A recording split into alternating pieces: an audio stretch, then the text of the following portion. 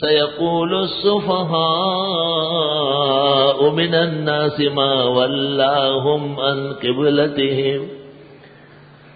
جناب رسول اللہ صلی اللہ علیہ وسلم جب تک مکہ مکرمہ میں تھے 13 سال تک آپ بیت اللہ کی طرف منہ کر کے نماز پڑھتے تھے. جب مدینہ منورہ ہجرت فرمائی وہاں اہل کتاب تھے اور وہ بیت المقدس کی طرف منہ کر کے نماز پڑھتے تھے. آپ کی خواہش تھی کہ جہاں تک ہو سکے اہل کتاب کے ساتھ موافقت ہو. 16 ماہ اور 17 دن تک حکم آیا آپ نے بیت المقدس کی طرف نمازیں پڑھی. موافقت پوری ہو گئی، جس کا فائدہ تھا وہ مقصود وہ مطلوب ہو گیا. ہمیشہ کے لیے آپ کا قبلہ ابراہیمی ہونا مناسب تھا، کیونکہ آپ حضرت ابراہیم کی ملت حقہ کے پابند تھے. اس شوق ذوق میں کہ حکم آ جائے اور میں کعبہ ابراہیمی کی طرف منہ کر لوں، کبھی نماز میں بھی آپ کا چہرہ انور آسمان کی طرف اٹھ جاتا تھا، کما فی البخاری و مسلم. جس وقت حکم آیا کہ بس بیت المقدس کی طرف نمازیں روک لو، اب آپ اور آپ کی امت جہاں کہیں ہو، سفر میں، حضر میں، صحت میں، مرض میں، یہاں وہاں، فولوا شطر المسجد الحرام، بیت اللہ کی طرف نمازیں پڑھو. تو منافقین نے اور اہل کتاب کے شیاطین نے یہ پراپیگنڈا شروع کیا کہ یہ کیسا پیغمبر ہے، کبھی ایک طرف نماز کبھی دوسری طرف نماز. اس شبے کا اجمالی جواب پہلے گزرا ہے، وَلِلَّهِ الْمَشْرِقُ وَالْمَغْرِبُ فَأَيْنَمَا تُوَلُّوا فَثَمَّ وَجْهُ اللَّهِ. اور تفصیلی جواب یہاں سے آیا ہے. اس جواب کا حاصل یہ ہے کہ میں اللہ کے حکم کا منقاد ہوں، اور چونکہ بہت سارے انبیاء کا تعلق بیت المقدس سے رہا تھا اور وہ بھی میرے بڑے تھے، اور ان شرائع کا ثواب بھی میری شریعت والوں کو ملنا چاہیے تھا، اس لیے کچھ عرصے تک اس طرف نماز پڑھنا عین حکمت الہی کے مطابق تھا. سَيَقُولُ السُّفَهَاءُ مِنَ النَّاسِ، ان قریب کہیں گے بے وقوف لوگوں میں سے جو بے وقوف ہے. شرائع پر اعتراض عقل سے نہیں ہوتا، بے عقلی سے ہوتا ہے. شرائع پر اعتراض عاقل نہیں کرتا، بد عقل اور بد فہم کرتا ہے. اللہ. صفحاء صفی کی جمع ہے اور اس کا ضد ہے فقہا. وہ فقیہ کی جمع ہے، دانشمند کو کہتے ہیں، پورے دین کو پوری طرح ماننے والا. ان قریب کہیں گے بے وقوف لوگوں میں سے ما ولاہم، کس چیز نے پھیر دیا مسلمانوں کو، ان قبلتہم، ان کے قبلے سے، التی کانوا علیہا، وہ جس پر تھے. اس جواب کے ساتھ ملا لیا. قل للہ المشرق والمغرب، آپ فرمائیے اللہ ہی کی ہے مشرق بھی اور مغرب بھی. یہدی من یشاء الی صراط مستقیم. ہدایت کا لفظ قرآن میں 100 معنی میں ہے. یہاں پر یہ ہدایت کا معنی ہے توفیق کا، رہنمائی فرماتے ہیں، یعنی توفیق دیتا ہے جن کو چاہے صراط مستقیم پر مستقیم رہنے کی.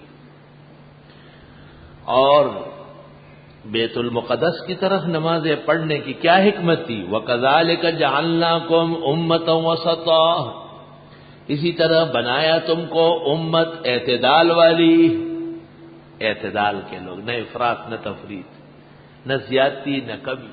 اللہ اکبر. لفظ وسط میں 2 اشارے ہیں. ایک تو ہر حکم میانہ روی کے ساتھ ہے، لوگوں کے ساتھ زیادتی نہیں، لا یکلف اللہ نفسا الا وسعها. اور دوسرا یہ کہ ہر تعلیم میں حسن موجود ہے. ابن کثیر نے اپنی تفسیر میں نقل کیا ہے کہ وسط اعلی شے کو کہتے ہیں، خیار کے معنی میں بھی آتا ہے. خیار، انک خیر الرسل و امتک خیار الامم، خیر کے معنی میں بھی ہے. اور اسی طرح بنایا تم کو امت اعتدال والے. سبحان اللہ. کچھ لوگ اتھے زندہ مان رہے مردوں کو، ہر جگہ پوری دنیا میں گھوم رہے ہیں، اور کچھ لوگ قبر میں بھی حیات کے قائل نہیں ہیں۔ ہم اعتدال والے ہیں، ہم قبور میں حیات کے قائل ہیں، خواہ وہ برزخی ہو روحی ہو، اس کو کبھی کبھی جسمانی اور دنیاوی بھی کہا جا سکے، اور ان جیسے نہیں ہے جو وہاں بھی منکر ہو اور ان کی طرح بھی نہیں ہے جو یہاں بھی قائل ہو۔ وَكَذَلِكَ جَعَلْنَاكُمْ أُمَّةً وَسَطًا لِتَكُونُوا شُهَدَاءَ عَلَى النَّاسِ، تاکہ ہو جاؤ گواہان لوگوں پر۔ قیامت کے دن گواہی دو گے کہ ہر پیغمبر نے قوم تک خدائی پیغامات پہنچائے ہیں۔ وَيَكُونَ الرَّسُولُ عَلَيْكُمْ شَهِيدًا، اور ہو جائے پیغمبر تمہارے بارے میں گواہ کہ یہ صحیح کہہ رہے ہیں۔ صحاح میں منقول ہے، بخاری کتاب الحوض میں بھی ہے، دیگر معتبرات میں بھی، کہ قیامت کے دن قوم انکار کرے گی کہ انبیاء نے ہمیں تعلیم پہنچائی۔ حق تعالیٰ کی طرف سے نبیوں سے کہا جائے گا کہ گواہ لاؤ، وہ آخری امت کو بطور گواہ کے پیش کرے گی۔ وہ امتیں کہے گی کہ گواہی وہ دے جنہوں نے دیکھا ہو یا ہمارے بعد آئے ہیں۔ یہ امت محمد الرسول اللہ صلی اللہ علیہ وسلم کو پیش کرے گی۔ آپ فرمائیں گے آپ نے جو وحی مجھ پر نازل کی، جو کتاب مجھے دی تھی، اس میں وضاحت تھی کہ ہر نبی نے پوری امانت اور دیانت کے ساتھ احکام پہنچائے، قوم بدبخت تھی جو نافرمان رہی۔ وَكَذَلِكَ جَعَلْنَاكُمْ أُمَّةً وَسَطًا، اسی طرح بنایا ہم نے تم کو امت اعتدال والی، لِتَكُونُوا شُهَدَاءَ عَلَى النَّاسِ، اس اعتدال کی وجہ سے تم گواہ بنو گے لوگوں پر اور بنیں گے پیغمبر گواہ تم پر۔ وَمَا جَعَلْنَا الْقِبْلَةَ الَّتِي كُنْتَ عَلَيْهَا، اور ہم نے نہیں بنایا تھا وہ قبلہ جس پر آپ رہے ہیں بیت المقدس، إِلَّا لِنَعْلَمَ، مگر تاکہ ہم ظاہر کریں، نعلم بمعنی نعلم نظہر۔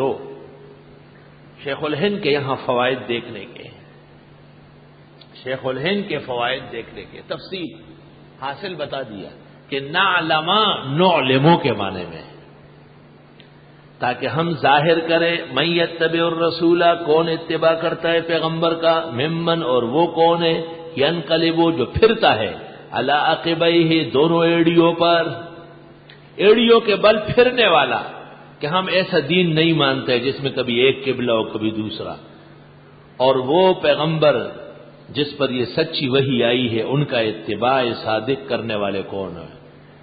چنانچہ آپ اس مسجد میں تھے جس کو قبلتین کہتے ہیں، بنو عمر ابن عوف کی مسجد، بنو سلیمہ کی۔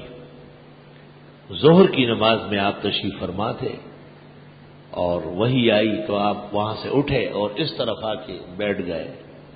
اس لیے عرصہ دراز تک اس مسجد میں 2 محراب بنے تھے، لیکن لوگ وہاں جا کر کے اس طرف بھی نماز پڑھتے تھے، حالانکہ وہ منع و حرام ہے، تو سعودیوں نے اس کو مسمار کر دیا، صرف ایک محراب چھوڑ دیا۔ وَإِنْ كَانَتْ لَكَبِيرَةً، اگرچہ یہ قبلہ بدلنا مشکل ہے، إِلَّا عَلَى الَّذِينَ، مگر ان کے لیے کچھ مشکل نہیں، هَدَى اللَّهُ، جن کو اللہ نے توفیق دی، وَمَا كَانَ اللَّهُ لِيُضِيعَ إِيمَانَكُمْ، نہیں ہے اللہ کہ ضائع کرے تمہارا ایمان، إِنَّ اللَّهَ بِالنَّاسِ لَرَءُوفٌ رَحِيمٌ، بے شک اللہ لوگوں پر بہت نرمی کرنے والے رحم والے ہیں۔ ایک اشکال پیدا ہوا تھا کہ القدس تو عارضی قبلہ تھا اور باقاعدہ قبلہ کعبہ شریف ہے، تو القدس کی طرف نمازیں پڑھ کر جو مسلمان مر چکے ہیں ان کے ایمان کا کیا ہوگا؟ جواب، انہوں نے اس وقت جو نماز پڑھی پیغمبر کی اطاعت میں پڑھی ایمان کی وجہ سے، اس نماز کو مسترد کرنا ایمان کو مسترد کرنا ہے۔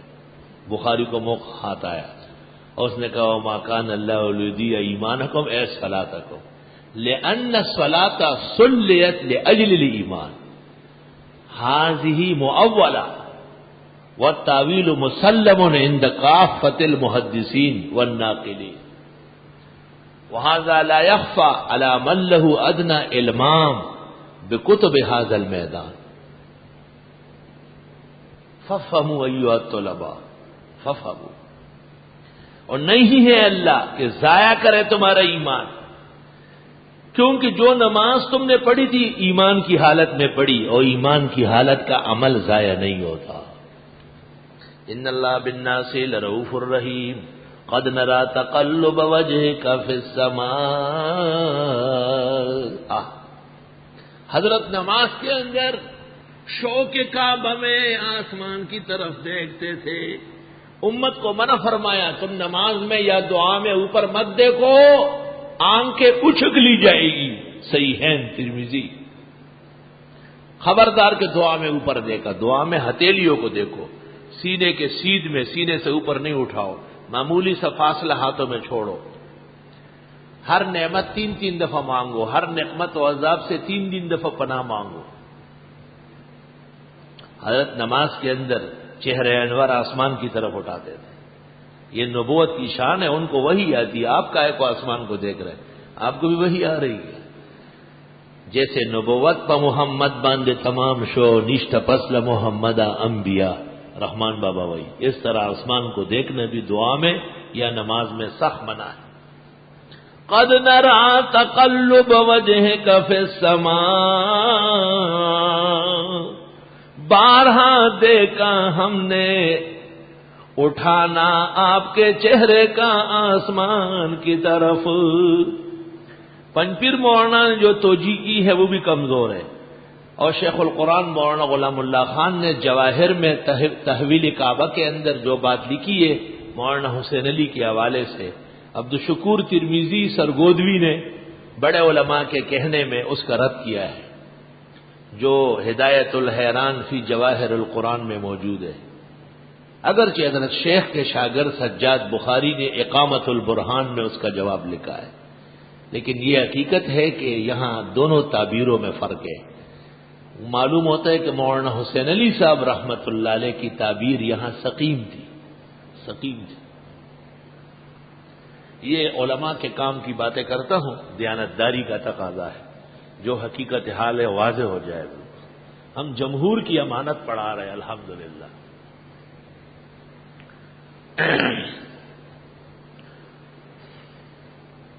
بخاری میں آتا ہے کہ آپ مضطرب تھے، پریشان ہوتے تھے۔ پنپیر مولانا کو یہ بات سمجھ نہیں آئی، وہ کہتے ہیں پوری عمر پریشان تھے، پوری عمر پریشان، کوئی بے چین نہیں تھے۔ آپ نماز میں آپ کو زیادہ یاد آتا تھا کہ کاش کہ میری نماز کعبے کی طرف ہو، اور یہ جمہور مفسرین و محدثین کی توجیہ ہے۔ نص اس پر وارد ہے، بارہا دیکھا ہم نے اٹھنا، تقلب، اٹھنا باب تفعول کا معنی ہو گیا، اٹھنا۔ پہلے میں نے آپ کے سمجھانے کے لیے تقلیب کا معنی کیا تھا، اٹھانا۔ بارہا دیکھا اٹھنا چہرے کا آسمان کی طرف۔ فَلَنُوَلِّيَنَّكَ قِبْلَةً تَرْضَاهَا، پس ہم پھیر دیتے آپ کو اس قبلے کی طرف جس کو آپ چاہتے ہیں۔ پنپیر مولانا ترجمہ کرتے ہیں، پس منگ بوگرزو تاغا قبلی تا چتی پسند کے پختو ندا تی خواخے تی غواڑے دا پختو دا پسند کے سے دوئیلا دا کم دا پنپیر پختو دا پسند کے نشتا پختو دا۔ پس منگ بوگرزو تاغا قبلی طرف تا چتی غواڑے ترضا چتی خواخے ساڑے را خواخا پسند کے نشتا بگے کمزوری پختو دا۔ پس پھیر دیں گے آپ کو اس قبلے کی طرف جسے آپ چاہتے ہیں۔ فول وجہ کا، پس موڑ دیجئے چہرے کو، ہمارے استاد پس دو گردو مخفل فول زن او گردو مولانا صلی اللہ علیہ رحمۃ اللہ زن مخو گردو فول وجہ کا، سمجھ گئے؟ فا تاکیب مال وصل پشتوں میں لے آئے، زو گردو مختنو، لے چہرہ موڑ دیجئے، تاکیب اور فور دونوں آ گیا۔ فول وجہ کا، پس پھیر دیجئے چہرہ، شطر المسجد الحرام، مسجد حرام کی طرف۔ علماء نے استدلال کیا ہے کہ مسجد حرام کی طرف اصابت صرف مسجد حرام میں جہاں کعبہ ہے ادھر نماز پڑھنی ہے، درمیان میں کعبہ شریف ہے۔ اگر اس طرف پڑھی گئی نہیں ہوگی، اس طرف پڑھی گئی نہیں ہوگی، لیکن کعبے کے علاوہ مکہ میں بھی یا کہیں بھی تو جس طرف مسجد حرام واقع ہے، جس طرف، اس طرف کو ہونا کافی ہے۔ شطرہ، سبحان اللہ۔ غلامت پرویز نے، ڈاکٹر فضل الرحمان نے، عنایت اللہ، لعنت اللہ مشرقی نے کتابیں لکھی ملا کا غلط مذہب اور غلط مسجد اور غلط محراب ہو، تذکرہ ابتدا ابتدا، اور اس میں ثابت کرنے کی کوشش کی کہ یہ مسجدیں سب قبلے سے ہٹی ہوئی ہے، ان کی نماز ہی نہیں ہوتی۔ محدث الاثر فقیہ وقت استاذ گرامی قدر حضرت بنوری نے اس کا جواب لکھا، اور وہ کتاب کا نام ہے بغیۃ الاعاریب فی معرفت القبلۃ والمحاریب۔ استاذ کی کوئی کتاب غیر عربی میں نہیں، مولانا بنوری سب تصنیفات عربی میں ہیں۔ کتاب کا نام ہے بغیۃ الاعاریب فی معرفت القبلۃ والمحاریب، اور اس کتاب پر شیخ زائد الکوثری نے مصر میں مقدمہ لکھا ہے، اور اس کے مقدمے میں لکھا ہے کہ امت محمدیہ میں اس موضوع پر منفرد تصنیف ہے، منفرد تصنیف۔ بغیۃ الاعاریب فی معرفت القبلۃ والمحاریب۔ سبحان اللہ، شیخ توجیہ کرے اور شاگرد سمجھائے، سبحان اللہ۔ بیا حافظ بخوان خوش کہ بر نظمی تو افشانت فلک عقدِ سریارہ۔ سبحان اللہ۔ فارسی جانتے ہیں اچھی طرح؟ فارسی جانتے ہیں ٹھیک طرح؟ ماشاء اللہ۔ بیا حافظ بخوان خوش کہ بر نظمی تو افشانت فلک عقدِ سریارہ۔ حافظ شیرازی کہتے ہیں کہ آؤ اور خوش آوازی کرو، آپ کی خوش آوازی کی وجہ سے آسمان میں ستارے ناچ رہے، جرمٹ بنا رہا ہے۔ غزل گفتی و در سفتی بیا حافظ بخوان خوش کہ بر نظمی تو افشانت فلک عقدِ سریارہ۔ یاد رکھو نصیحت لکم، گلستان دیوان حافظ مثنوی سرہانے رکھو، پڑھو یا نہ پڑھو سرہانے رکھو، انسان کا بچہ ہوں گے تو پڑھنا آ جائے گا، یاد رکھنا۔ علم ادھورا رہے گا، کبھی بھی اچھی تعبیر نہیں کرو گے، فارسی کا امام رہو۔ فارسی والوں نے بڑی خدمت کی ہے، دین کی بڑا احسان ہے ہمارے اوپر۔ لہم الشکر والمنہ منا ومن سائر المسلمین، ہمارے اکابر و اسلاف ہے وہ فارسیان۔ پراپیگنڈوں میں نہ ہو، غلط رسم کے شکار نہ ہو، اپنی وراثت مضبوط پکڑو۔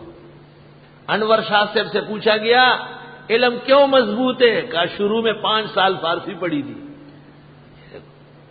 جو شروع میں فارسیات پڑھے گا اس کا علم پختہ ہو،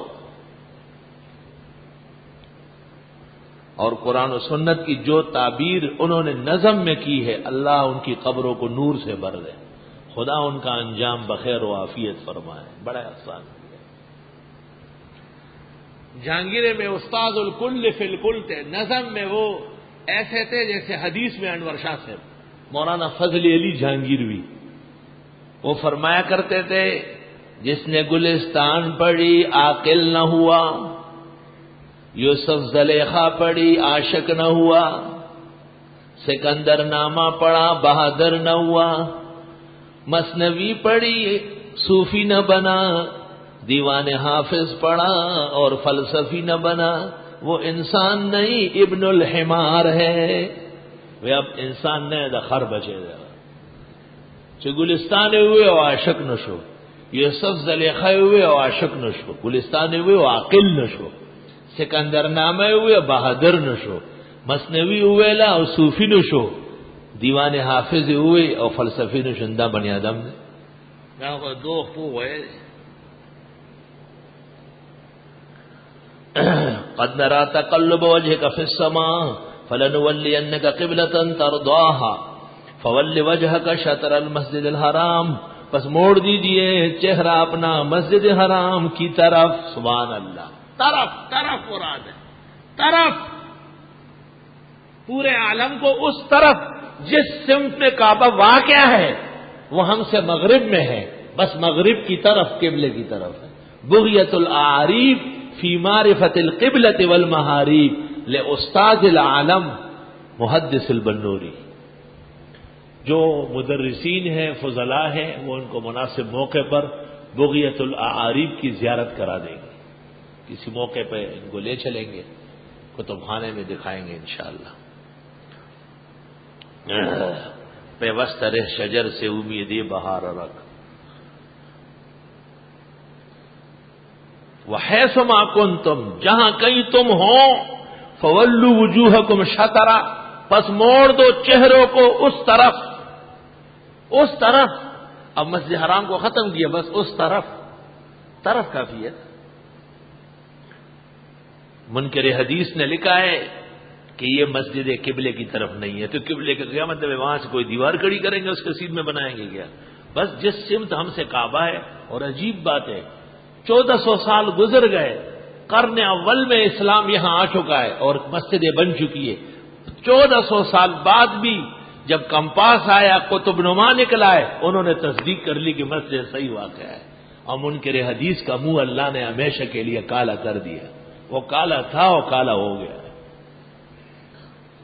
لوگوں کو اسلام سے ہٹانے کے لیے شک شبہ پیدا کر رہی ہے۔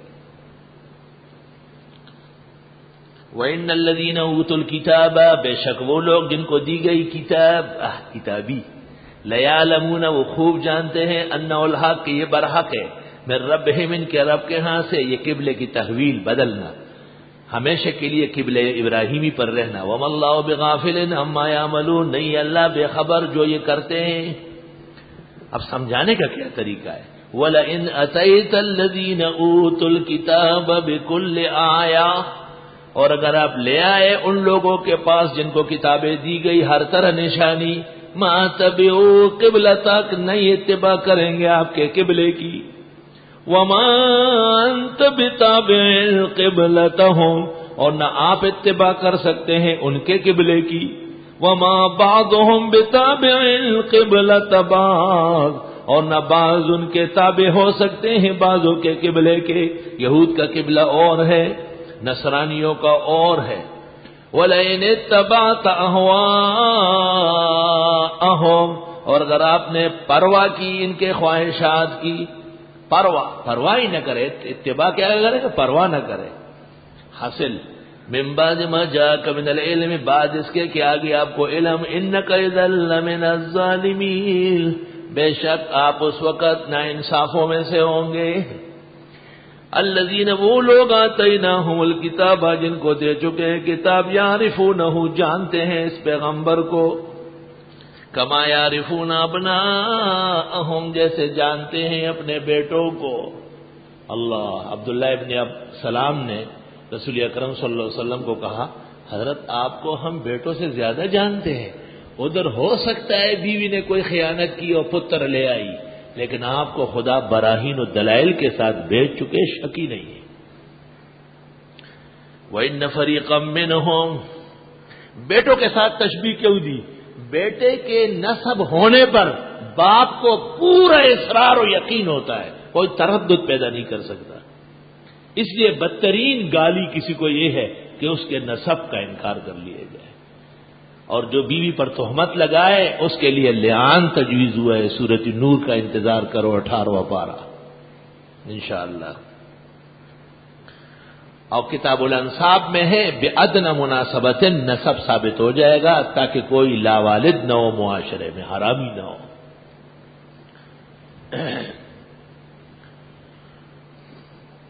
اللہ، وَإِنَّ فَرِيقًا مِّنْهُمْ، اور بے شک ایک گروہ انہی میں سے، لَيَكْتُمُونَ الْحَقَّ، وہ چھپا رہا ہے حق، سب کچھ جانتے ہیں۔ ان کو پتا ہے کہ علماء دیوبند پکے پختہ جچے تلے اہل سنت والجماعت انبی، یہ وہابی ہے، یہ وہابی ہے، اور تمہارے دماغ میں خرابی ہے، تیرے لیے دونوں جہانوں میں بربادی ہے۔ ان کو پتا ہے کہ جتنا درود دیوبندی پڑھتے ہیں سارے جہان کے اعلی حضرت جمع ہو جائے اتنا نہیں پڑھ سکتے، کیونکہ وہ تو درود پڑھتے نہیں، وہ تو اپنی نظمیں پڑھتے ہیں جس کا سر پیر ثابت نہیں۔ اور کبھی کہیں گے یہ بزرگوں کو نہیں مانتے، یعنی بزرگوں کو خدا نہیں مانتے۔ بزرگوں کو بزرگ ماننا تو ضروری ہے، خدا نہیں مان سکتے۔ اور ایک گروہ انہی میں سے یقیناً چھپا رہا ہے حق، وَهُمْ يَعْلَمُونَ، ان کو سب پتا ہے، سب کچھ جانتے ہیں۔ جو لوگ حق چھپاتے ہیں وہ کعبے کے آداب اور مسائل کیا سمجھیں گے؟ الحق من ربک، حق تو تیرے رب کے ہاں سے ہے، وہ بیان کرے گا، وہ ساتھ دے گا۔ فلا تکونن من الممترین، پس مت بنیے شک کرنے والوں میں سے۔ وَلِكُلٍّ وِجْهَةٌ، ہر ایک کا ایک سمت ہے، وجہا جس کی طرح وجہ کر کے نماز پڑھی جاتی، وجہا۔ وَلِكُلٍّ وِجْهَةٌ، ہر ایک کا ایک سمت ہے، ہوا مولیہا، وہ اپنا چہرہ ادھر موڑتا ہے، کوئی بیت المقدس کے شرقی، کوئی غربی۔ فاستبقوا الخیرات، پس تم آگے بڑھو بھلائیوں میں، سب سے بھلائی اور سب سے بڑا قبلہ اللہ نے آپ کو دیا کعبہ ابراہیمی۔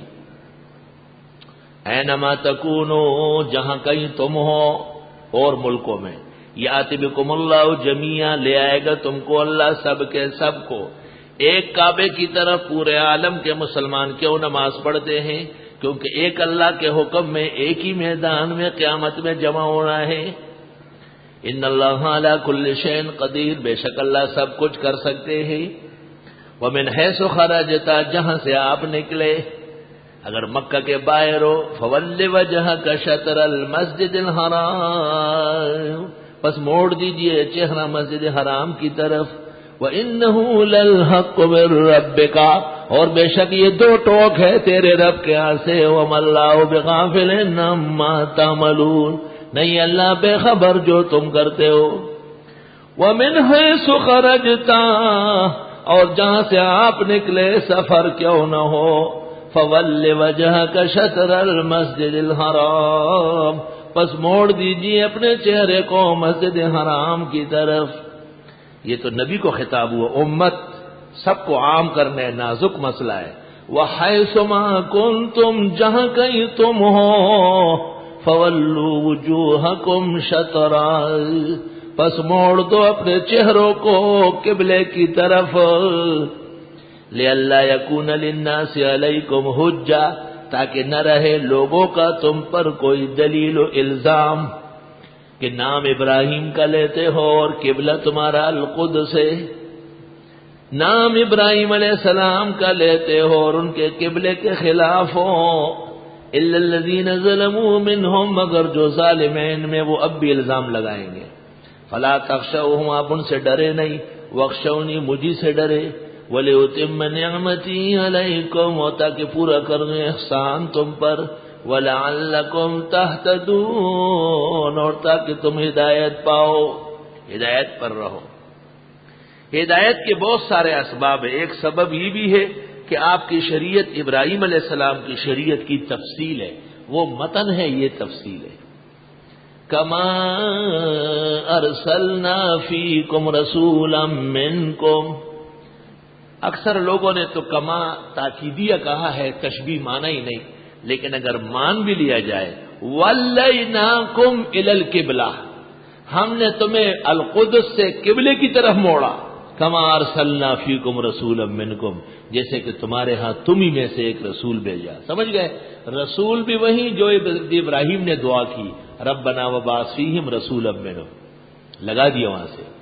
اور قبلہ بھی وہی جو ابراہیم علیہ السلام نے، وَإِذْ يَرْفَعُ إِبْرَاهِيمُ الْقَوَاعِدَ مِنَ الْبَيْتِ وَإِسْمَاعِيلُ، تو کما ارسلنا فیکم رسولا منکم، جیسے رسول تمہارے وہی ہیں جو حضرت ابراہیم کے بیٹے حضرت اسماعیل کی اولاد میں سے ہے، اور جو حضرت ابراہیم کی دعاؤں سے آئے ہیں، اور حضرت ابراہیم نے دعا کے لیے اس کعبے کے لیے مانگے تھے، اسی طرح ہم نے اسی کعبے کی طرف تمہیں موڑ دیا ہے۔ اور ہم نے گزشتہ قبلے کے فضائل و ثواب بھی تمہیں دیا، کما ارسلنا فیکم رسولا منکم، کیونکہ تمہارے رسول بڑے جامع ہیں، چاہیے کہ اور انبیاء بنی اسرائیل کے قبلے کا ثواب بھی انہیں اور ان کی امت کو ملے۔ کما ارسلنا فیکم رسولا منکم، یہ بھی ایک آزمائش تھی، جیسے اس پیغمبر کی تشریف آوری ایک آزمائش ہے۔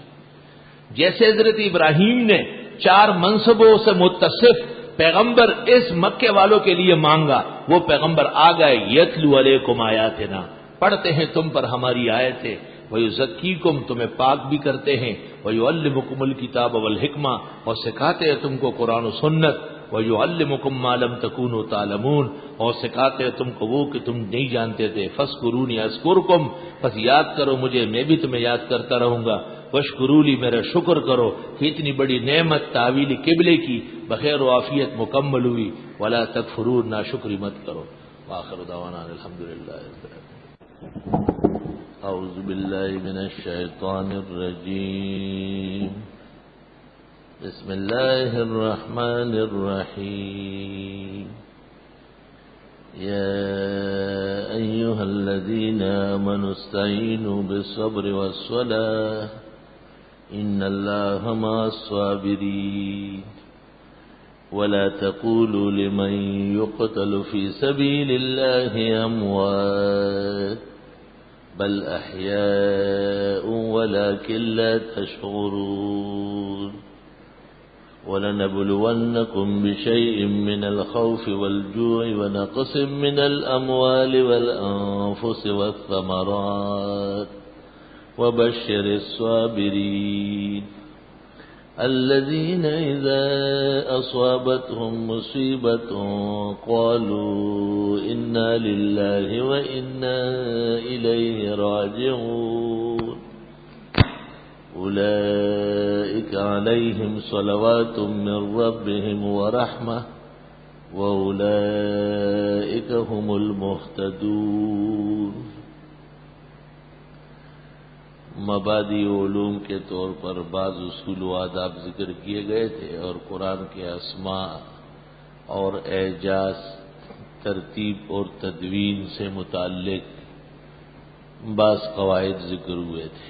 قرآن کی ترتیب فرشی اور عرشی کی یکسانیت عرض کی گئی تھی. گو نزول حسب المصالح ہوا ہے.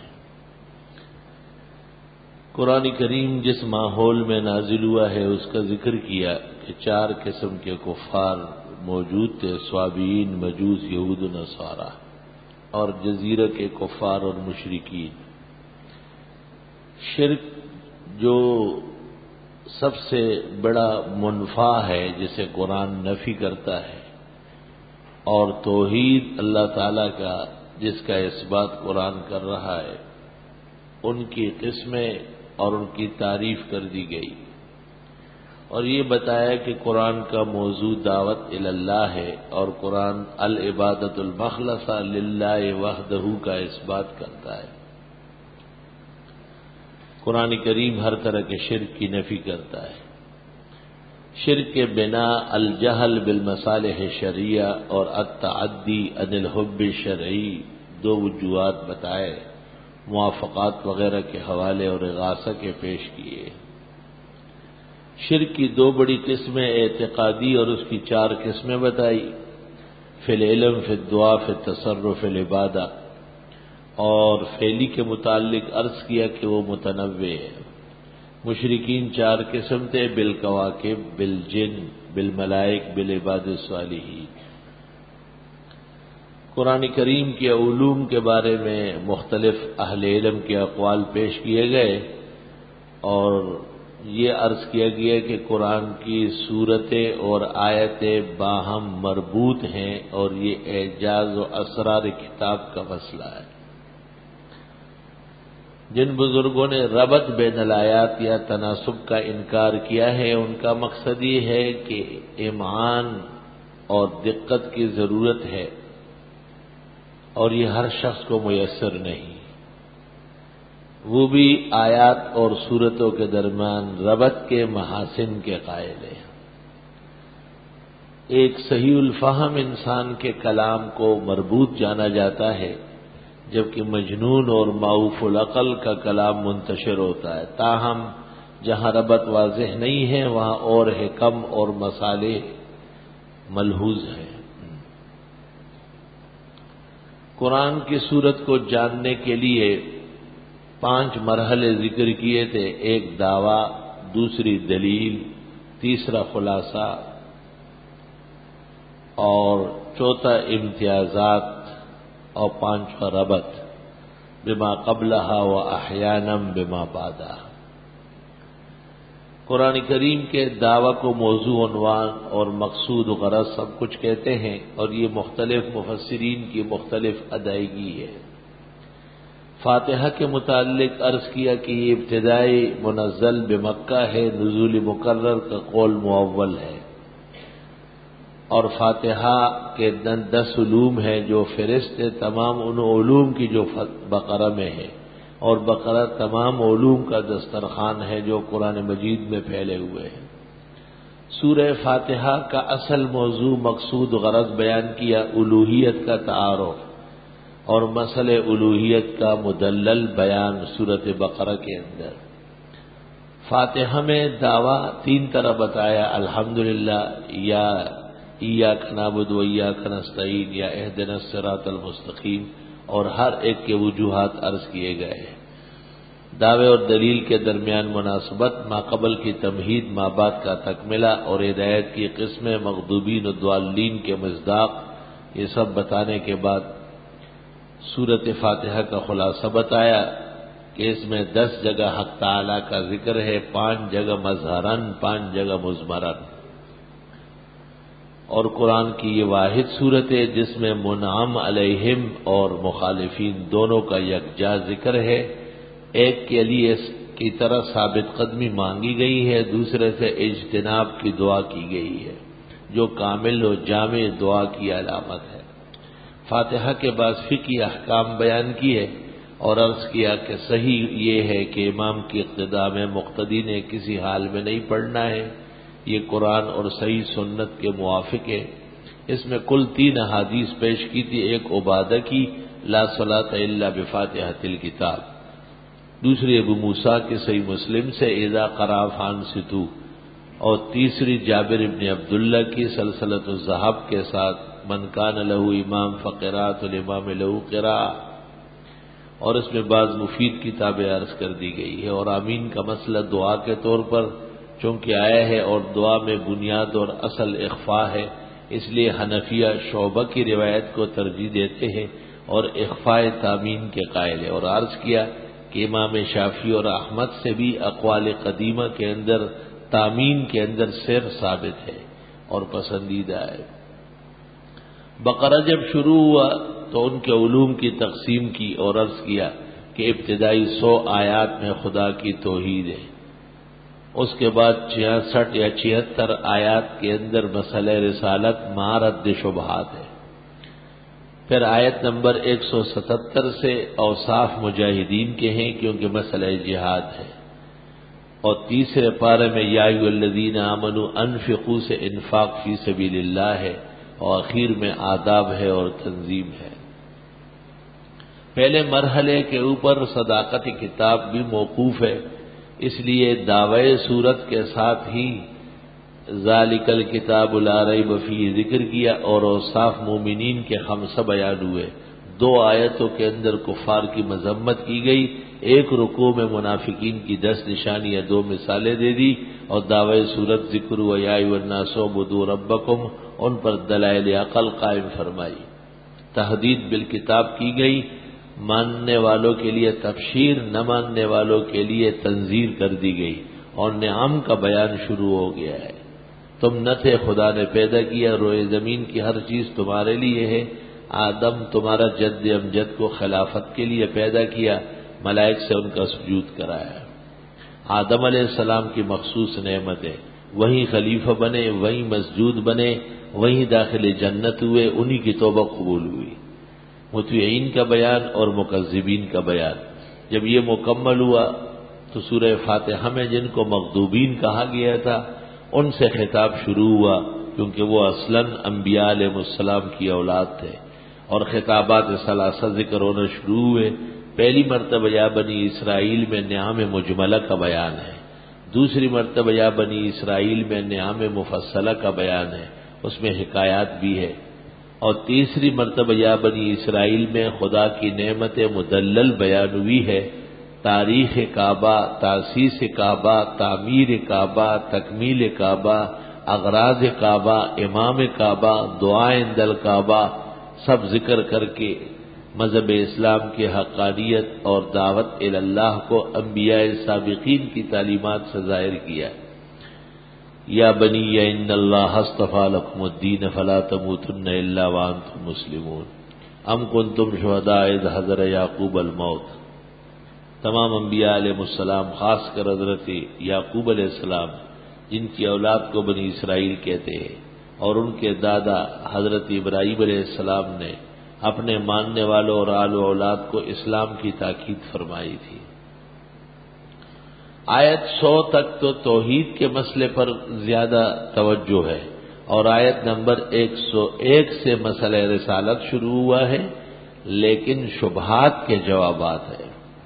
ایک شبہ یہ تھا کہ یہ کتابی لوگ کیوں نبی کو نہیں مانتے، وہ تو جانتے ہیں جواب، نبذ فریق منہم کتاب اللہ وراء ظہورہم، ان لوگوں نے اس سلسلے میں آسمانی کتاب کی نافرمانی کی، ان کی تعلیمات کو پس پش ڈالا ہے۔ یہ اتنے بگڑ کیوں گئے ہیں، یہ شیاطین کے پجاری بن چکے ہیں۔ وَاتَّبَعُوا مَا تَتْلُو الشَّيَاطِينُ عَلَىٰ مُلْكِ سُلَيْمَانَ۔ نبوت کے وجود میں کوئی خفا تو نہیں، وَلَقَدْ أَنزَلْنَا إِلَيْكَ آيَاتٍ مُبَيِّنَاتٍ، بالکل واضح مسائل اور دلائل آپ کی تشریف آوری کی موجود ہے۔ انہوں نے شبہات میں یہ شبہ بھی کیا کہ داؤد و سلیمان جادوگر تھے اور یہ ان کا ذکر خیر کرتا ہے، یہ پیغمبر نہیں۔ جواب، وہ خدا کے برحق پیغمبر تھے، وما کفر سلیمان ولکن الشیاطین کفروا۔ یہ پیغمبر کیسے ہیں، موہوم الفاظ بولتے ہیں۔ جواب، منع ہے، یا ایھا الذین آمنوا لا تقولوا راعنا۔ اہل کتاب کیوں شرارت کرتے ہیں، حسدا من عند انفسہم، وہ کفار اور حاسدین ہیں۔ خود مسلمانوں پر پابندی کیوں ہے بعض مسائل میں، ام تريدون ان تسألوا رسولکم کما سئل موسیٰ من قبل، ناجائز اور بے ادبی کے سوال کرنے سے ایمان اور علم سلب ہو جاتا ہے، اس حکمت سے منع کیا۔ کبھی یہ کہتے ایک حکم، پھر کہتے دوسرا حکم آ گیا۔ جواب، یہ ناسخ منسوخ کا مسئلہ ہے، اللہ کے علوم و حکم و اسرار پر موقوف ہے، بندے انقیاد اور اطاعت کے پابند ہیں۔ اور اس سلسلے میں بعض امثلہ، یہ پیغمبر یہود کے ہاں کیوں اچنبا جانا جاتا ہے؟ جواب، یہود کذب اور تغلیط پر اتر آئے ہیں۔ تلک امانیہم اکاذیبہم واباطیلہم، یہود و نصارہ آپس میں کون سے صحیح ہے، ایک دوسرے کو غلط کہتے اور ان کو دیکھا دے کہ مشرکین اس میں پڑ گئے ہیں۔ اور پھر خطاب ثالثہ شروع ہو گیا، خطاب مدلل، اور اس کے اندر حضرت ابراہیم علیہ السلام کا مقام، مرتبہ، ابتلاء، امتحان، انعام، انجام، کعبے کی تاسیس، تعمیر، تکمیل، حضرت ابراہیم کی دعائیں، نبی آخر زمان کی تشریف آوری کے سلسلے میں، اور آخری تاکیدات ہدایت اسلام کے سلسلے میں، اور شبہات کا رد۔ ایک شبہ ان کا تفصیلی تھا کہ اگر کعبہ برحق تھا تو بیت المقدس کی طرف کیوں پڑی، اور اگر بیت المقدس خدا کے حکم سے ہوا تو پھر کیوں ترک کیا گیا؟ اس کا جواب تفصیل سے آیا، سیقول السفہاء من الناس ما ولاھم عن قبلتہم التی کانوا علیہا۔ تحویل کعبہ پہلے مجمل ذکر ہوا، وللہ المشرق والمغرب اینما تولوا فثم وجہ اللہ، یہ مجمل ہے، اور پھر مفصل ہے۔ اور یہ قاعدہ ہے کہ تفصیل بعد الاجمال مختصر المعانی میں اوقع فی النفس ہوتی ہے، دلوں میں خوب بیٹھ جاتی ہے۔ اور تحویل میں جو مراتب و مراحل پیش آئے پورے رکوع میں ذکر ہوئے، اور یہ بھی بتایا کہ اس پیغمبر کو اور ان کے احکام کو اہل کتاب جانتے ہیں جیسے اپنے نسل و نسب کو جانتے ہیں، لیکن ضد و عناد پر اترا ہے۔ جو غیر عنادی و ضدی ہے وہ خوب اقرار حق کا کرتے ہیں۔ مسلمانوں کو تسلی دے دی گئی کہ تم پر ہر طرح کی نعمتیں مکمل کی گئی، یہاں تک کہ القدس کی طرف نماز بھی پڑھوائی گئی، لیکن اصلاً تم اور تمام اہل حق ابراہیمی ہے۔ جس طرح حضرت ابراہیم کی دعا کی برکت سے رسول مبعوث ہوئے، کعبے کے امام اور پورے عالم کے ہادی و مہتدی بنے ہیں، اسی طرح ہم نے تمہارا کعبہ بھی آخر کار ابراہیمی کعبہ مقرر کیا۔ کما ارسلنا فیکم رسولا منکم یتلو علیکم آیاتنا ویزکیکم ویعلمکم الکتاب والحکمہ ویعلمکم ما لم تکونوا تعلمون۔ اس تفصیل کو آج اس لیے ذکر کیا کہ حکم ہے فاذکرونی اذکرکم، مجھے یاد کرو میں تمہیں یاد کر لوں گا۔ ہم نے وقت سے پہلے درس کا آغاز کر کے تاکہ اللہ ہماری مدد فرمائے اور ہم سورہ بقرہ آج پوری کر دیں،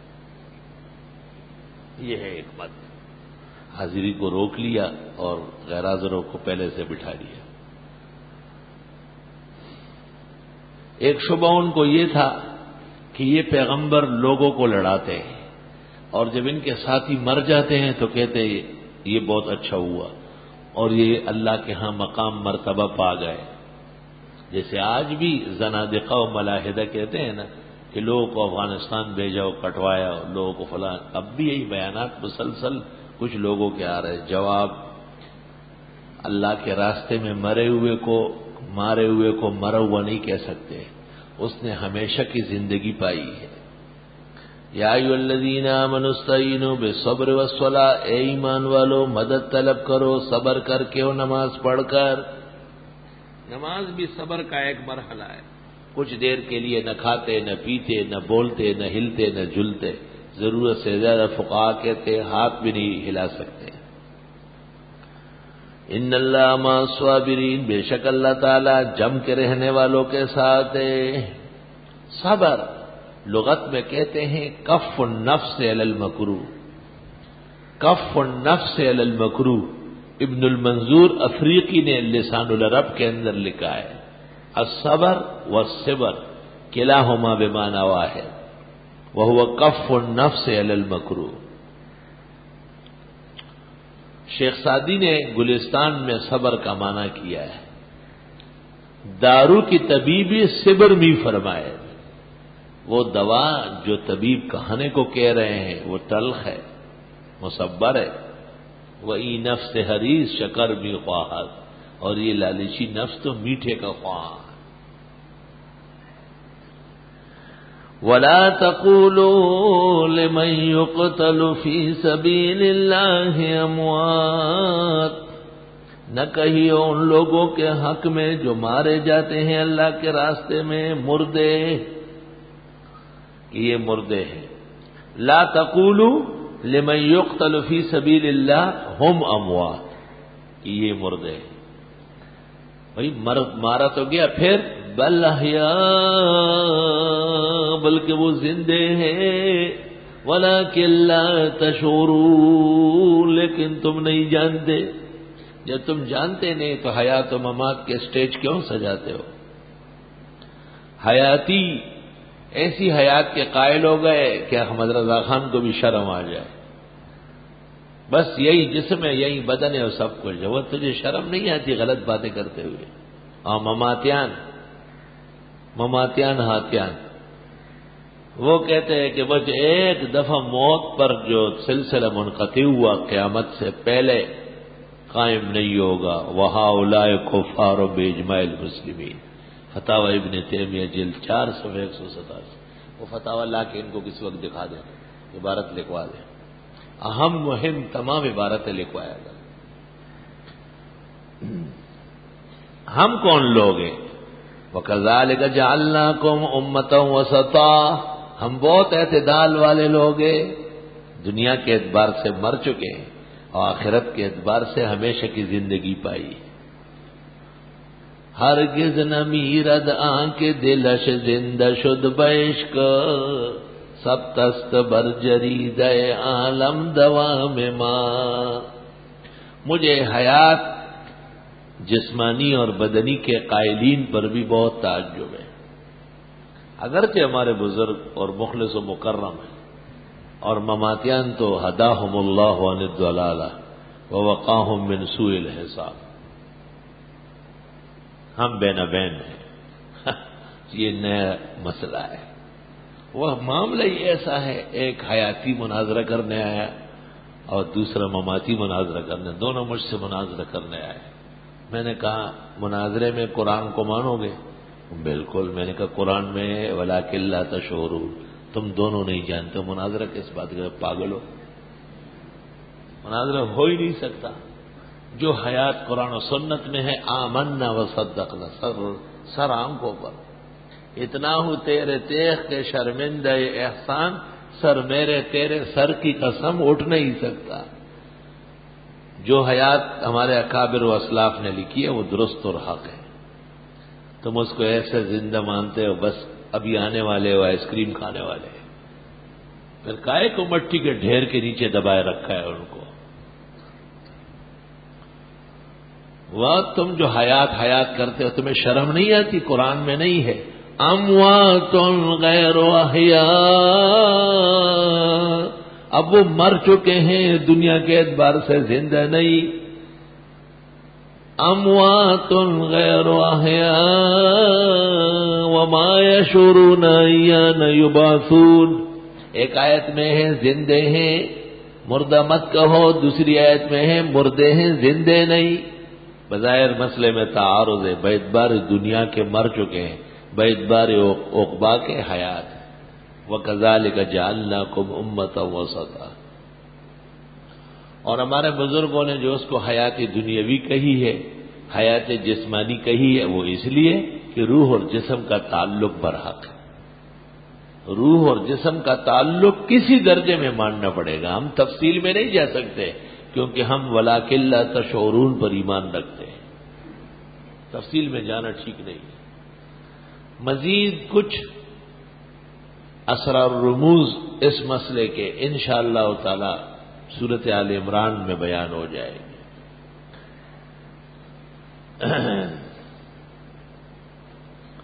وَلَنَبْلُوَنَّكُمْ بِشَيْءٍ مِّنَ الْخَوْفِ، اور ہم ضرور آزمائیں گے تم کو کچھ خوف سے.